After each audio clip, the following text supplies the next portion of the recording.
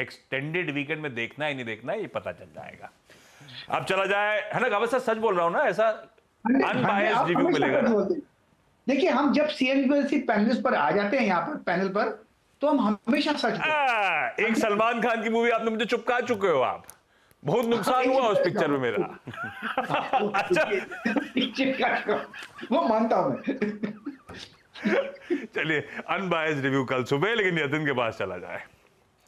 L&T finance पे पहले चर्चा, यतिन पिकअप कर रहे थे कल शाम को, आपने आवाज पे अपडेट आते हुए देखे होंगे। सबसे पहले कोई लार्ज ट्रेड होने की तैयारी, इसके चार्ट के समीकरण सचिन आप रेडी रखना, हालांकि आज लार्ज ट्रेड है तो थोड़ा से पता चलेगा मूड माहौल, गैप अप गैप डाउन कुछ भी हो सकता है, लेकिन आप फिर भी कल तक की क्लोज का चार्ट का समीकरण आप रेडी रखना। आता हूं आपके पास। यतिन क्या कहानी? तो आशीष, सूत्रों से ये जानकारी मिल रही है कि एल&टी फाइनेंस में आज एक लार्ज ट्रेड हो सकती है, एक ब्लॉक डील हो सकती है, और ये ब्लॉक डील ब्लॉक विंडो में हो सकती है क्योंकि केवल 1% डिस्काउंट पे ये सौदा हो सकता है, ऐसा सूत्र बता रहे हैं। फ्लोर प्राइस जो ट्रांजैक्शन का है वो लगभग है 169 रुपीज़ के आसपास, यानी करंट मार्केट प्राइस से केवल 1% डिस्काउंट। और अगर हम टोटल ट्रांजैक्शन वैल्यू की बात करें तो लगभग 8.8 करोड़ शेयर, यानी लगभग 9 करोड़ शेयर्स की ये ब्लॉक डील होगी, जिसकी वैल्यू लगभग 1500-1600 करोड़ के बीच आकी जाएगी। ऑब्वियसली अगर ये ट्रांजैक्शन ब्लॉक विंडो में हो जाता है तो शायद आप इस स्टॉक में एक गैप अप बनता हुआ देख सकते हैं। Okay, L&T finance block window में शायद ये ट्रेड हो जाए। अगर ऐसा हुआ तो एक अपटिक भी देख सकते हैं। अमरीश बलिगा भी जुड़ गए हमारे साथ। Amrish, good morning. Amrish, L&T finance है क्या आपके रेडार पर? एल&टी फाइनेंस रेडा पे नहीं है, पर आज तो श्योरली रेडा पे होना चाहिए, क्योंकि जिस हिसाब से ब्लॉक डील होने वाला है, और जो आप बता रहे थे कि इट्स ओनली 1% डिस्काउंट, ये काफी कम है। So which is I think decently positive, क्योंकि नॉर्मली जो ब्लॉक ट्रेड्स होते हैं काफी ज्यादा डिस्काउंट पे होते हैं, नियरली 4 to 5% डिस्काउंट पे होते हैं। चलिए देखते हैं, कहा तो जा रहा है इतना डिस्काउंट होगा नहीं शायद इस केस में, क्योंकि इसकी बेस प्राइस ही कल की क्लोज से 0.7 या 0.8% का डिस्काउंट दिखा रही है, तो वहां से कल की क्लोज से लेकर 0.7 0.8 के बीच में शायद सारे सौदे होते हुए नजर आए, और यतिन ऐसा पिक करें कि डिमांड अच्छी रहेगी, शायद ब्लॉक विंडो में ही ये सौदा कंज्यूमेट हो। सचिन, ये स्टॉक ने बहुत साल रुलाया था, उसके बाद अब बढ़िया रीरेट हुआ, स्ट्रीट का कन्विक्शन लौटा है, और आज बेन शायद अपना बचा हुआ सारा हिस्सा भी बेच देगा, तो एक सरदर्द भी खत्म हो जाएगा। कैसे लग रहा है चार्ट की पोजीशनिंग? तेजी वेजी करने का मन बनता है या नहीं बनता देख के? आशीष जी, अब डिस्क्लोजर होगा कि हमने हमारे क्लाइंट्स को कल ही इनफैक्ट रेकमेंड किया है, एंड मुझे लग रहा है कि ट्रेंड के लिहाज से ही अपने न्यू लाइफ हाइस के लिए पोजीशन हो रहा है काउंटर। एक अच्छा बेस इसने रीएस्टैब्लिश किया है लगभग अराउंड 150 के आसपास का, एंड कल के सत्र में जिस तरीके से ब्रेकआउट हुआ है, मुझे लग रहा है ये बेस भी कहीं जाकर 160 पर शिफ्ट हो चुका है। एक काफी रेयर फॉर्मेशन है, कंटिन्यूएशन पैटर्न है, और जिसे हम राइजिंग थ्री फॉर्मेशन बोलते हैं, वो यहाँ पर डेली चार्ट के कैंडलस्टिक्स में नजर आ रहा है। तो मुझे लग रहा है यहाँ पर जो तेजी मिली है मोमेंटम के लिहाज से 176 से 182 के आसपास स्विंग होनी चाहिए, एंड नीचे मुझे लग रहा है 165 का एक डिपेंडेबल सपोर्ट है, जहां पर मुझे लग रहा है क्लोजिंग बेसिस अगर पे ये वायलेट हो जाता है तो मोमेंटम में थोड़ा सा बदलाव हो सकता है, बट ट्रेंड के लिहाज से तो काफी अच्छे साइंस है। एक अच्छा बेस यहाँ पर ऑलरेडी फॉर्म्ड है, एंड उस बेस से एक फ्रेश एलिवेटेड मूव है, तो मुझे लग रहा है जल्दी ये पर्टिकुलर स्टॉक अपने लाइफ हाइस के आसपास ट्रेंड होना चाहिए। लाइफ हाइस के आसपास जाने की एल&टी फाइनेंस कर रहा है तैयारी। कल बढ़िया मूव्स ऑलरेडी स्टॉक में आए हुए हैं, और सचिन अभी भी बुलिश हैं, एटलीस्ट टेक्निकली साउंड दिखता है इस समय ये काउंटर। देखते हैं लार्ज ट्रेड 8:45 से 9 के बीच की विंडो में होता है या नहीं होता। दूसरा, सतपुते साहब, क्योंकि आप एफएमसीजी पे बार बार जा रहे हो इस हफ्ते, आप जरा नेस्ले इंडिया का चार्ट रेडी रखना, मैं आ रहा हूं आपके पास। यतिन, नेस्ले रिलेटेड क्या अपडेट्स? तो नेस्ले की अपडेट वही है जो थोड़े दिनों पहले आई थी। शेयर होल्डर्स ने जो रॉयल्टी बढ़ाने के प्रस्ताव पे एक रिजेक्शन किया था, उसी को संज्ञान में लेते हुए अब नेस्ले ने नोटिफिकेशन किया है स्टॉक एक्सचेंजेस पे कि नेस्ले ऐसे, यानी जो स्विस पेरेंट है, इनको 4.5% के हिसाब से ही रॉयल्टी पे आउट दिया जाएगा। पहले इनका मूड था कि ये 4.5% रॉयल्टी को 5.25% कर दिया जाए, लेकिन शेयर होल्डर्स ने साथ नहीं दिया। इसके लिए नेस्ले ने अपडेट किया है कि अब 4.5% पे ही आपको रॉयल्टी जो है वो इम्प्लीमेंट होती हुई नजर पड़ेगी। तो भाई शेयर होल्डर्स की ताकत थी भाई, नेस्ले के वो प्रपोजल गिरा दिया गया।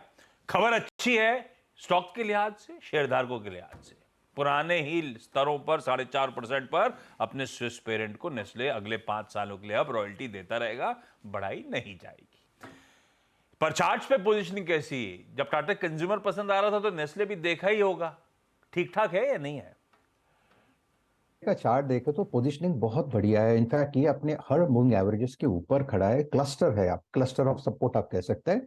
और ये जो क्लस्टर है वो 2500 के आसपास यहाँ पे बेस बन रहा है, तो 2540 का इसका क्लोज है। अगर आप ओवरऑल स्ट्रक्चर देखें तो इसको एक ब्रेकआउट की जरूरत है, वो है 2600। तो 2540 से लेकर 2600 यानी 60 पॉइंट का फर्स्ट टारगेट होगा।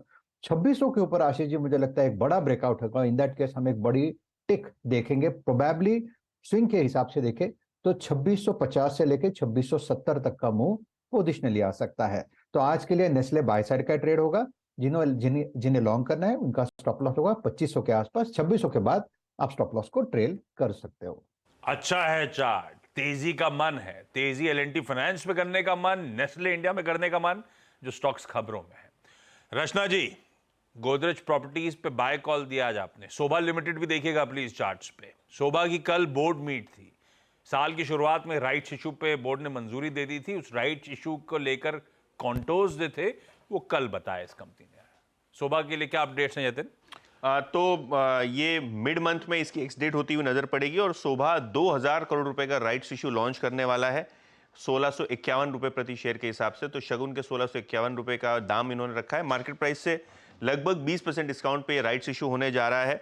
और जहां तक कि सवाल है राइट्स इशू ओपनिंग का, तो 28 जून को राइट्स खुलेंगे और जुलाई 4 को ये राइट्स इशू कंक्लूड हो जाएंगे। तो देखते हैं कैसा सब्सक्रिप्शन इनको मिलता है। लेकिन हाँ, ऑलरेडी नोन था मार्केट में। और ये जो 2000 करोड़ का राइट्स इशू है, इसकी प्राइसिंग जैसे कि मैंने पहले कहा 20% डिस्काउंट पे आपको आती हुई नजर पड़ेगी। शोभा लिमिटेड डिटेल सामने, पर क्या साल रहा है। खैर, पूरे रियल एस्टेट के लिए बीता साल गजब का था। रचना जी, कहाँ 500 वाला स्टॉक, कहाँ 2000 के पार इस समय कामकाज करता हुआ। इस समय चार्ट्स के समीकरण कैसे लग रहे हैं आपको? जी, वो बात सही है। 500 का 2000 पहुंचा तो थोड़ी बहुत ओवर स्ट्रेचिंग भी हुई है। तो यहाँ पे आप शॉर्ट टर्म प्लेयर के नजरिए से भी देखें या इवन मीडियम टर्म के हिसाब से देखें, थोड़ा शॉर्ट टर्म वाला को माइनर डिप में बाय कर सकते हैं। ट्रेंड अच्छा है लेकिन डिप की जरूरत है। डिप में बाय करेंगे करीब करीब 2020 के आसपास अगर ये आता है काउंटर, और उस टाइम बाय करेंगे तो रिस्क रिवॉर्ड रेशियो बेटर होगा। एंड लॉन्गर टर्म वालों को तो अच्छे खासे पुल बैक का इंतजार करना चाहिए, क्योंकि लॉन्गर टर्म चार्ट्स पे काफी ज्यादा ओवर स्ट्रेचिंग है। और वहां पे अगर इस टाइम पे एंटर करेंगे तो रिस्क रिवॉर्ड रेशियो बिल्कुल फेवरेबल नहीं रहेगा। 1950 से लेके 1900 के बीच में अगर प्राइस आएगा कभी, तो उस टाइम पे it will be a buy for portfolio holders. बाकी शॉर्ट टर्म वाले 2020 के आसपास बाइंग कर सकते हैं और फिर से 2050 को क्रॉस करें उसका इंतजार करके टारगेट लगा सकते हैं। अमरीश, 2023 से लेकर अब तक क्या रिटर्न्स दिए इस पूरे रियल एस्टेट पैक ने? अभी भी अपडेट्स बढ़िया ही आते हैं, खासतौर पे एनसीआर रिलेटेड के हाथों हाथ आज भी वो प्रीमियम प्रॉपर्टीज क्या बिक रही हैं, किस तरह का मोबिलाइजेशन ये कंपनीज कर पा रही हैं। ये लग रहा है कि एटलीस्ट ऑन ग्राउंड तो रियल एस्टेट में मोमेंटम कंटिन्यू करेगा। पर भाव के लिहाज से स्टॉक्स कहां खड़े हुए हैं? अभी भी वैल्यूएशन के लिहाज से कोई कंफर्ट है, कोई प्रिफर्ड पिक है, या जो राइड करे तो उन्हीं के साथ राइड करते चलें, फ्रेश एंट्री ना करें? आपका अप्रोच? देखिए, वैल्यूएशन थोड़े बहुत एक्सपेंसिव है नो डाउट, क्योंकि काफी अच्छे चल चुके हैं। पर यदि नेक्स्ट 3 to 5 इयर्स का विजिबिलिटी जो है रियल एस्टेट में काफी अच्छा है, क्योंकि जिस हिसाब से बुकिंग्स आए हैं इनका तो क्लियरली रिटर्न्स आएंगे over the next 3 to 5 years, क्योंकि जो कंस्ट्रक्शन पीरियड होता है it's about I mean same 3 to 5 years for से 40 स्टोरी बिल्डिंग इतना हो जाता है। So I think overall I'm still positive on real estate, क्योंकि जिस हिसाब से मार्केट चल रहा है और जिस हिसाब से सैलरीज बढ़ रहे हैं at the CXO level and the top level, because of which जो प्रीमियम प्रॉपर्टीज है वो इमीडिएटली बिक जाते हैं। जब भी खुलता है विद इन 2 or 3 days पूरे जो प्रॉपर्टीज हैं बिक जाते हैं।